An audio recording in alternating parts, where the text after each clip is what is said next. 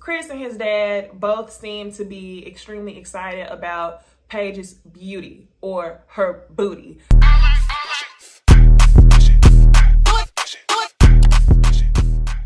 Hey y'all, it's Niecy Dixon. Welcome back to my YouTube channel. If you are new here, welcome. If you are returning, y'all, I'm sorry I missed y'all last week for Married at First Sight, but tonight we got to cover episode 3, and y'all know stuff don't really turn up until after the weddings anyway. So now that we're at a good spot, let's go ahead and be consistent, okay? My last announcement, y'all, is my 1-year YouTube anniversary is in April. I would love to get us to 2,000 subscribers in here, y'all. So go ahead, share the video with your friends, your fam, people who like to watch Married at First Sight. Go ahead, hit the like button, the subscribe button, comment below, and let me know who y'all are, because we got a couple new people in here and y'all just been watching videos and y'all been real quiet.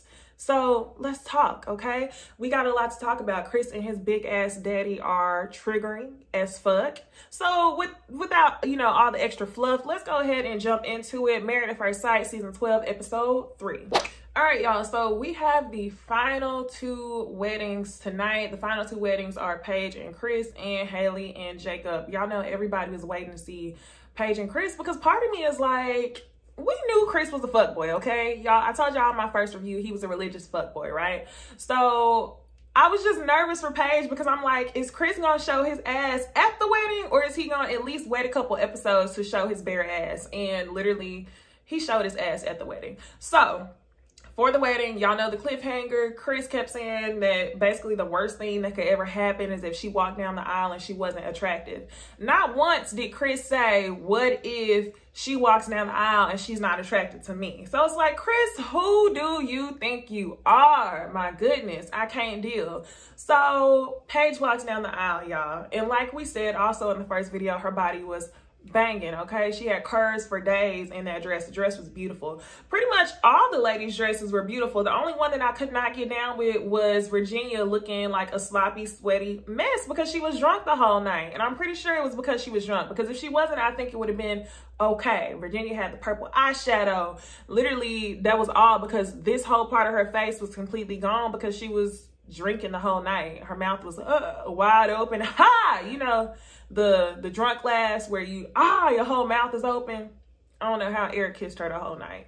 But anyway, y'all, Paige's dress was beautiful. She walks down the aisle and immediately Chris is like, oh my gosh, she's gorgeous. She's beautiful. And then they show Chris's dad, and Chris's dad is like, thank you, Jesus, yes. And I'm like, damn, like his daddy's dramatic. This is before I knew all the fuckery that his daddy was gonna deliver. So yes, Chris and his dad both seem to be extremely excited about Paige's beauty or her booty. Okay, so she walks down the aisle and they get into vows. They both seem to be a little nervous, but they seem to be, you know, happy with what they see. And they go over the friends and family vows. So basically what we got from Chris's friend and family vows is that he's material. That's pretty much all they said, is that he's successful and that he's material AF. Like, that's pretty much it.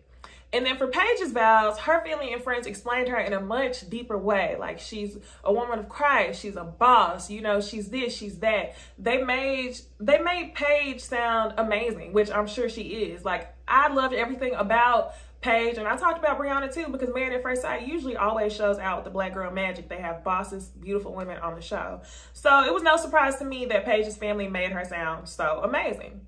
So whenever it got time for the couple vows, I was like, all right, let me see what Chris is gonna say. And Chris actually said some very beautiful words. And after I heard it, I was like, okay, that sounds good, but let's see what you really gonna be about. His vows sounded good.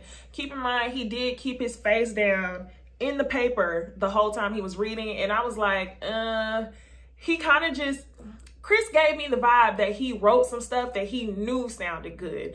And I know it's hard to have feelings for someone who you literally just met 5 seconds before they walked down the aisle, but I did feel the disconnectedness before Paige had even mentioned it. I feel like Chris kind of put on because he knew it was a show. And also because I feel like that's his personality type. He likes to be center of attention. He's giving me big Leo vibes, okay? No shade to the Leos. But if y'all feel some type of way, it is what it is. So, yes. Chris's vows sounded good, okay? Shocker. So I was like, maybe he won't fuck up until, you know, a couple episodes later on. Now, Paige's vows were beautiful. Paige is so like deep in wanderlust, and I kind of felt bad for her because it's like, you are so in tune with like what, I don't know, like manifestation and God, and the whole time she's talking and she's like this, and I know that the universe brought us together, and that this and that. And I'm like, girl, I really wish you knew that you should save all that, because Chris ain't. Nah, no. Then it gets down to the time for them to kiss, and Chris asks her multiple times, like, can I kiss you? And she's like, yeah, you can kiss me. And he's like, on the cheek? And she's like, you can kiss me. And he's like, on the lips. And then they go in and they just go for like a cute little peck, and then they walk off. And y'all, immediately after the wedding, you know, the couples go down to the champagne toast. And this is when Chris starts running his mouth. He has a case of word vomit. He says things that he thinks sound so good, but it's like the more you talk, the more dumb you sound and the more off-putting you are to other people. So they start talking. It seems like on the business side and on paper, they line up perfectly. Chris is an entrepreneur. Paige is an accountant. Chris just closed on his first house that he's gonna flip. Paige owns a house that she's actually renting out. So I'm like, okay, y'all did pretty good, right? And Chris mentions in this conversation that he is the youngest owner of a restaurant franchise in Atlanta. That restaurant franchise is Subway, y'all. Good for him. So it sounds like they match up well on paper. Then they start talking about tattoos, okay? And Paige says, Chris, when did you get this tattoo on your wrist? And he said, pretty recently. And she said, can I ask you why you got it? And he says, well, to be honest with you, I had to cover up my ex's name. Okay, strike one. You don't want to talk about the ex at the wedding, but it's like, you didn't have to be honest about that right there. You probably could have saved that. And the other thing that's off-putting to me is, y'all, we did the math in the first video, and him and the ex were only together for about a total of 7 months. So you're getting your name or y'all's names tattooed on each other after 7 months? Multiple red flags. So Paige is kind of taken aback. Then next, he starts talking about dogs. Ask her what kind of dog she has. She says she has a Morkie Poo. He says, oh, my ex had a.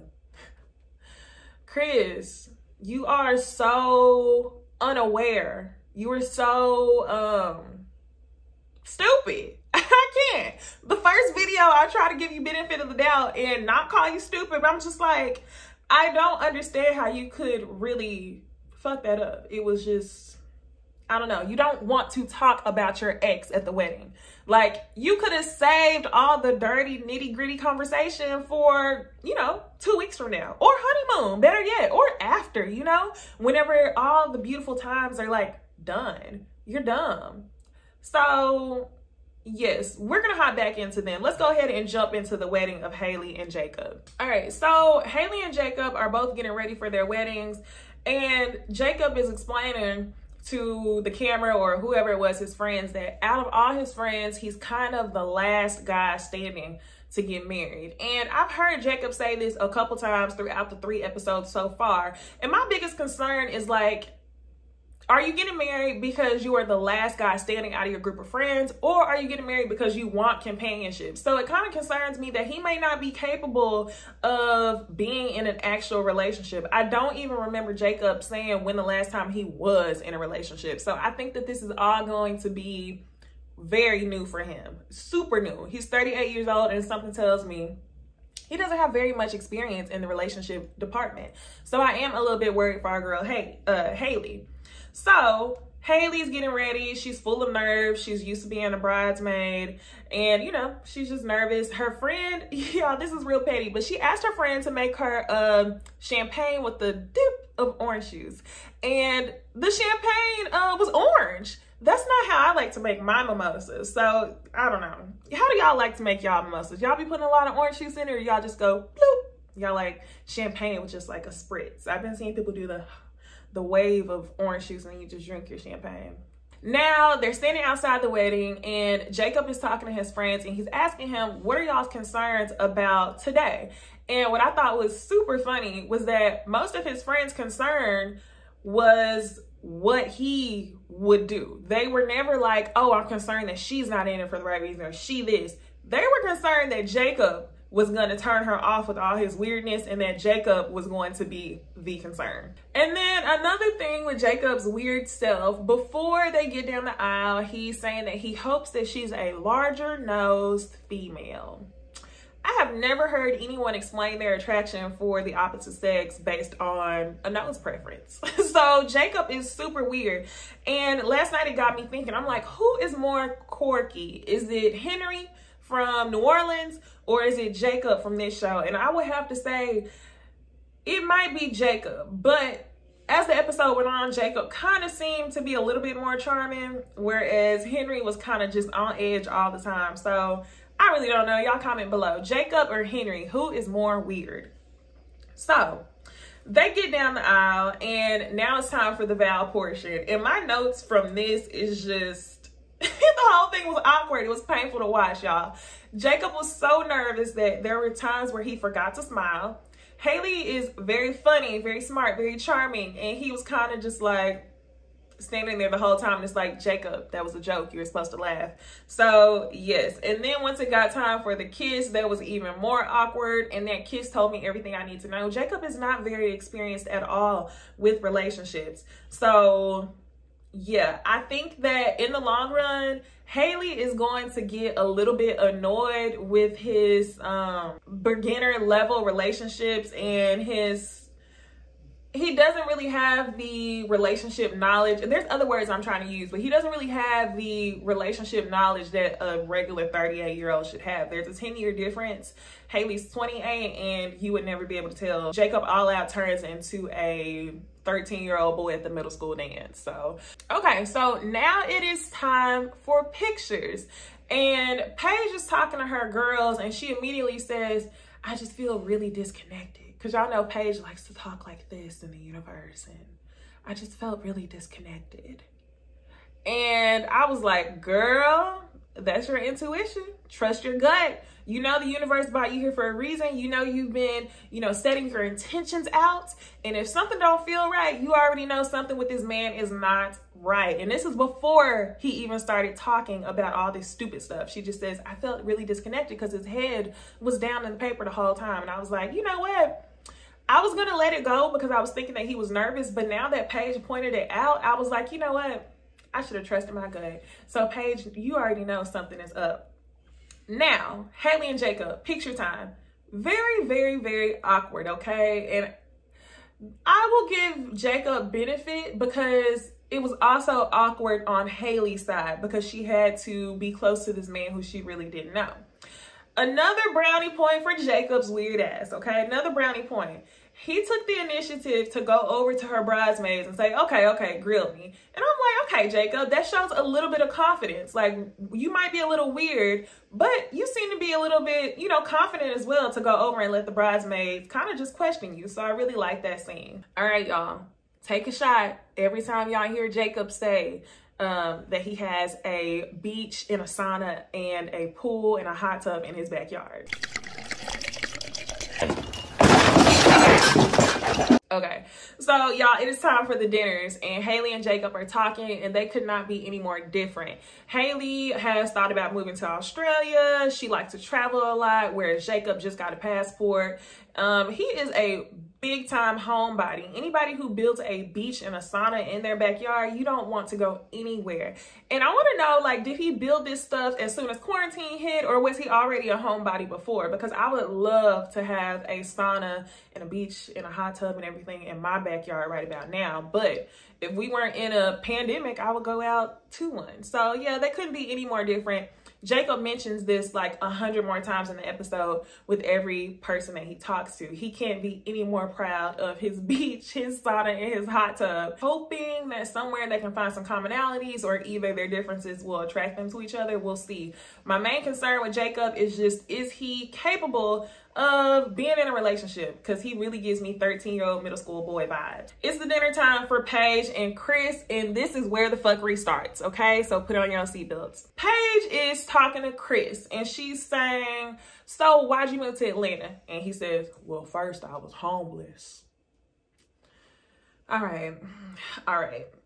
I guess it's fine for you to talk about your homelessness now because you make 6 figures, but it's like, Chris and his dad just could not wait to tell everybody his success story, that he came from homelessness, that he's self-made and all this stuff. And they are just so full of it. We're going to get into his daddy in a minute, okay? So Paige, again, something in her spirit was not sitting right with this man. So she begins to ask about the ex-girlfriend. Why did your engagement not last? Chris says, well, we both didn't trust each other. Y'all, I don't know what relationship that was, but typically things don't work like that. It's never two people in a relationship that don't trust each other. It's usually one person who gets the shit started, the next person complains about it, or they reciprocate the bullshit and then they're both on some shit. But what I think it is in this situation, I believe that Chris was probably being a fuckboy. The girl didn't trust him. She began to question him on it, and he used manipulation to get the girl off his back, which ended in the ending of their engagement. He really just didn't want to hear her complaining. He probably just wanted to be a fuckboy in peace. So anytime you just want to get out the way or kind of just make it sound like, we just broke up, we both didn't trust each other.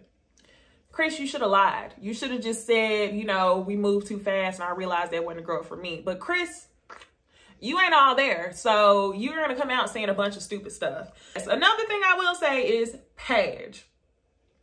You shouldn't have asked him about the ex-girlfriend at the wedding. Although he did open up the door 2 seconds after he met you talking about the ex, that's not a conversation that I would have wanted to continue at the wedding because all my vibes would have been all messed up. So then the next thing, he immediately starts talking about sex. And out of all the seasons that I've seen of Married at First Sight, which is a few, I've never seen people talk about sex in this way so soon, okay? So with the questions that Chris was asking, he basically was just trying to get the cheat code to get up in her panties. And I was really disgusted, like, what the fuck? Why are you doing all this? So he asked her, are you a virgin?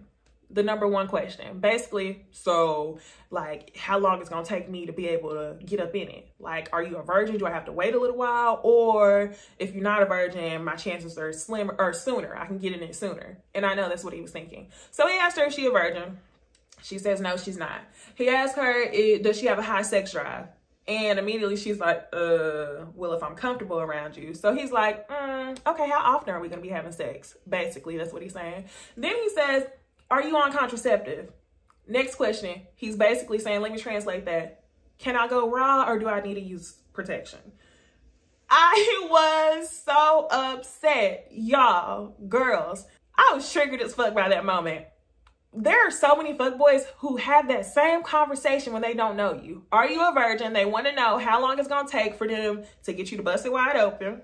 Next, they typically ask you, are you on birth control? They want to find out if they have to use protection or not. Next, they want to find out how often they're going to be having sex. And that's whenever you typically ghost them, block their ass, or don't text back. But in this case, Paige can't do that because she's married to a fuckboy. So, Lord, please be with Paige during this journey, y'all. Now, the family start giving toast during the dinner. And this is whenever we get introduced into the reason why Chris is the way he is. His dad is up there talking. He gives a toast. And of course, during his toast, I knew that Chris was going to go so far and that Chris was going to be a success. Basically wants to tell everybody, this is my son. I made him the way he is. Give me credit for his greatness. So I can't. He starts there. And then in front of everyone who he just met all of an hour ago, he tells them that they want grandkids or he wants a honeymoon baby. And it's like, you don't even know this woman yet. So you and Chris together, we'll get into it, y'all, because there's another scene. We'll get into it. All right. So Vincent and Brianna. Vincent is discussing, you know, or having a discussion with Brianna's dad for the first time. And Brianna's dad gave his blessing. He tells him that he's going to take care of his daughter. And it seems like a really nice conversation. And then the other thing at dinner, Brianna's talking to her best friend. And her best friend is saying, are you going to take his last name? Are you going to hyphenate it? And Brianna is so head over heels. She is saying she's taking his whole last name. No hyphenation. And she's not waiting until after the 8 weeks to do it. So let's see where that goes. I have hope for Vincent and Brianna. So far, they are my favorite. Although I do have some red flags with Vincent, So far, they're my favorite. Now we get into the conversational portion, the meet and greets with the family. Virginia and Eric. I'm so glad I didn't make that last video, y'all, because I would have lit Virginia's sloppy ass up. I was trying to give the girl benefit of the doubt at the beginning of the episode. Like, she's nervous. But then she was just shot. Makeup erasing, purple eyeshadow, her mama with the purple bangs. So Virginia's a mess. And she's talking to Eric's friends and telling them, yeah, I like to go out. I like to party. I like to rave, EDM, this, that. And his friend was like, nah, that's not Eric's jam. Eric likes to stay at home. That's not Eric's jam. And I think immediately, like, based on the tone that Eric's friend used, I think he knows that Virginia is extremely immature. And just like his mama, I think they have concerns about where the relationship will go. So that was not cute for you to be talking about partying and all this stuff every 2 seconds as you're drunk, as you're drinking more drinks at your own wedding. You're not a guest at a wedding. You're not at a club. You're at your wedding reception around people who you've never met before. So I guess this is the first impression you want to make. Chris's dad. Paige is talking to Chris's dad and Chris's mom. And, you know, at the beginning, I was kind of concerned because they kept showing clips of Chris's mom and she really was not smiling, but maybe 1 or 2 times. So I was like, what's wrong with her? And I think her concern may be that, you know, this is too much. Chris just got out of engagement 3 months ago. I wish they would have asked the mom what her thoughts were and they gave her mom or his mom more camera time, but they put all the bullshit on his daddy. So Paige is talking to his parents and she says, what's your advice? Chris's mom is saying, hold off on the kids and like, just take your time. If y'all have arguments, go ahead and make up. Don't let it last days and days and days. And I think Chris's mom is saying, hold off on the kids based on experience. Because if I was trapped with this man, Chris's daddy, I would be looking back at my life too. So Chris's dad's his advice is basically when Chris gets home from a long day of work, you need to basically give it to him immediately and not once a month. You need to do it often. How do you know your son's fantasies or desires when it comes to physical stuff? Why do you know his desires? So Chris's dad gives me real creep vibes, real phony vibes. And what's also phony to me is the whole first episode, they kept showing Chris having conversations with his grandparents. So I was unsure if his parents were even in his life. So you're going to get up here in front of all these people like, yeah, my son is a 6-figure guy. He's the youngest franchise owner. Yeah, you need to give this to my son.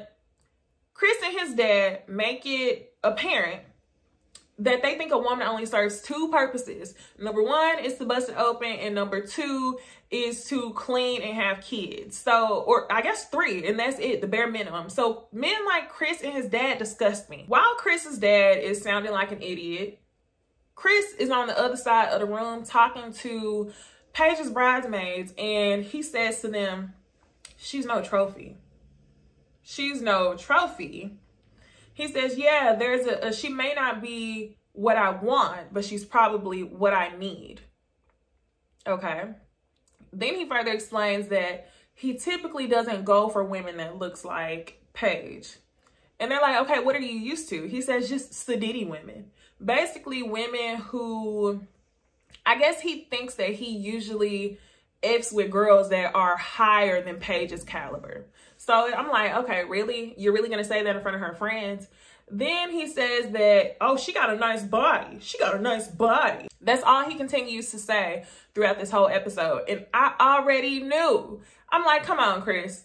We can see them like that. Black women, y'all see them like that. Y'all know what type of men think that they are too good to date a dark-skinned or black-looking black girl. Chris, to me, seems like the type of man who likes to date the more ambiguous looking black girls, the black girls with the curly hair, or either black girls who look like the Instagram models, you know, the ones with the Birkins and all that. Chris thinks that he's up there. For him to say that in front of her friends was stupid as hell. And then they show him talking to his friends and he's explaining to his friends that, oh, she got a nice body.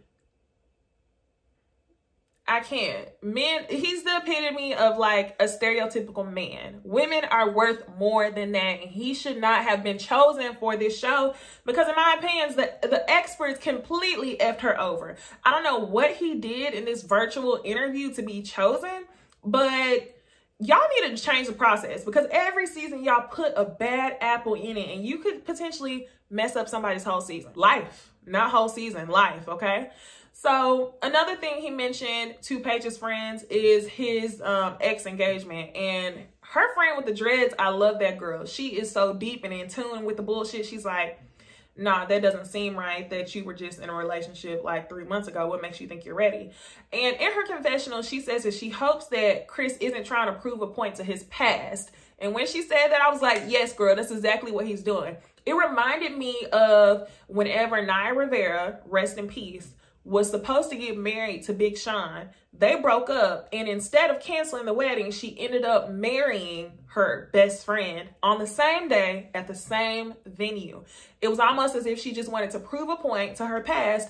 And then, as y'all know, that relationship didn't last us either. There were plenty of domestic reports and things like that in the news. So yes, rest in peace to Naya Rivera. But that's the prime example. Don't try to prove a point to your past. And I think that that's something that Chris wants to do. So, y'all, the friends explain their concerns to Paige. However, they don't get into Chris's comments on her looks because I'm sure that would just be hurtful. And they kind of just tell her, take her time. And I feel the same way. Take your time, Paige. Do not have sex with this man. Now, it's nighttime, y'all. And Chris is ready to have a honeymoon baby if he can. And this type of behavior, y'all, leads me to believe that in the previews that we get for future episodes, we know that Chris has a baby on the way. It is not Paige's baby. How much y'all want to bet? I will bet y'all that this is his ex-fiance's child. Chris is the type of man who wants to have children kind of as like a brand. He called it a tribe. Oh, he said it was a brand in the first episode, so there's no shock there. So if he's trying to get Paige pregnant this soon without knowing her, 5 minutes after knowing her, best believe that ex-fiance, she's carrying his baby. Allegedly, that's my guess. So Paige, don't do anything. Paige takes off her makeup, and instead of him commenting on her beauty, he's commenting on her body and her nightgown. This man disgusts me. Hailey and Jacob. Jacob is so weird. He's laying in the bed, no shirt on. And as Hailey gets into the bed, he's facing her the whole time. And Hailey's kind of like facing the other direction. He's just like, it's not going down, Jacob. It's not going down. So we'll see if Hailey can put up with his awkwardness.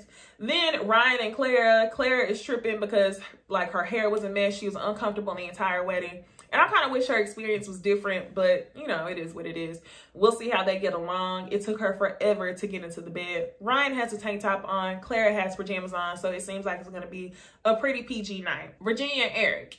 Virginia is all over this man, touchy-feely. And basically, Eric is like, if Virginia's down with it, like, I'm down with it. But at the same time, Eric, you're not really about that life. You're not going to get intimate the first night with Virginia. You're too scared. And on top of that, you probably should not do it because Virginia's been drinking all night. And when she wakes up in the morning, let's hope that she actually knows that she got married.